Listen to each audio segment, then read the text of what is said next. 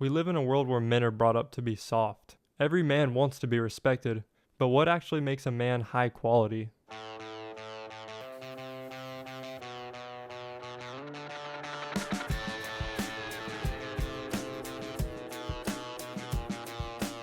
Sundown, calling your name, heading uptown, switching up lanes, bright lights, watching them shine into the night. I can't think about anything but your reflection, all caught up in this obsession. Hold up, wait up. Being a man isn't just about making a lot of money, building a lot of muscle, or having high status. It's something much deeper. I've worked around all types of different people, and I'm starting to pick up on some of the things that separates an average man from a high quality one. Here's what I've noticed to be the 4 qualities of a high value man. Number 1 is discipline and self-mastery. A high quality man doesn't give in to pleasures. He's willing to do the difficult things even when he doesn't want to do them. He's consistent. He shows up. He doesn't take days off. He doesn't believe in taking days off because he knows that if he caves in to getting a short-term pleasure, then he's going to lose out on his long-term pleasure and his fulfillment and his overall satisfaction. The disciplined man doesn't let comfort dictate his life. He sticks to what he says, and he always executes. He doesn't talk about doing things, he just does them. I've been able to notice in my own personal life that when I stopped talking about what I was going to do and what my great plans were and how I was going to be successful and how things were going to work, and instead I just started doing them and the results started showing for themselves, I started to gain a lot more respect. So you just got to remember not to talk about what you're going to do and just do it, because the disciplined man is a high value man. Number 2 is a high value man has purpose and a drive. He has a vision that's bigger than himself. He doesn't work for what he thinks is cool or what his parents tell him to do or what the typical safe path is. He does something because he knows deep down it's the right thing to do, and that's what he was brought in this world to do. I've read 2 books recently that really focus on this topic.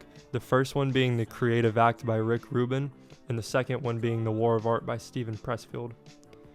The War of Art really is perfect for this because he's talking about resistance, and resistance is keeping men from figuring out what they want to do and what they need to do for the world, and more importantly, it keeps them from executing, it keeps them from doing it, and maybe even when they do it, it keeps them from the last step, putting a book out or posting a video.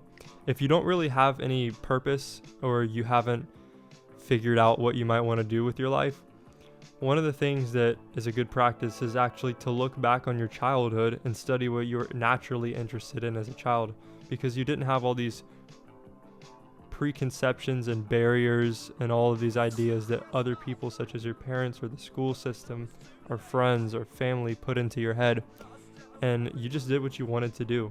So they actually say that if you go back and take a look at what you were naturally intrigued in, there's a good chance that if you follow that, you'll connect to the path that you were brought in this world to actually do. The third trait of the respectable man is integrity and character. He treats everyone the same. The respectable man doesn't choose who he treats well based on their wealth or their status or their power. He treats the school janitors the same way as he treats the president. He treats everyone the same. He's kind, he's respectful, he's calm and collective. He'll listen to what they say and respond. He tries not to let his personal feelings get in the way of how he treats someone. And he's fair. A high value man has integrity because his words actually hold weight. They mean something. He doesn't just say something to say it. If he tells you he's going to do 1,000 push-ups, he's going to do 1,000 push-ups because he said it. There's no other option. If you don't say what you mean, how are people going to respect what you say? The fourth trait of the high value man is overall strength. This is mental and physical. I believe that a high value man has to be in peak physical shape. He can't be in decent physical shape. He has to be dangerous. He has to look good. He has to feel good. He has to be confident that he can protect and provide. But this isn't just about the physical side of things, it's also about the mental side. He needs to be able to deal with tough times. When shit hits the fan, he needs to be able to wake up and do the same thing regardless of how he feels. He just needs to wake up and continue to execute. Right now I'm reading a book by Robert Greene called Mastery.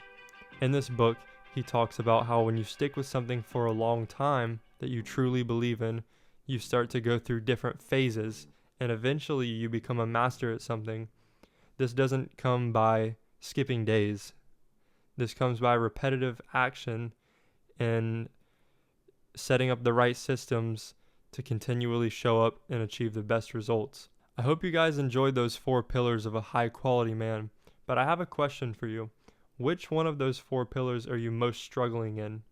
Create a plan on how you can work on them and start implementing them, and you will see how this changes your perception and how much other people start to value you. Thank you guys for watching. See you in the next one.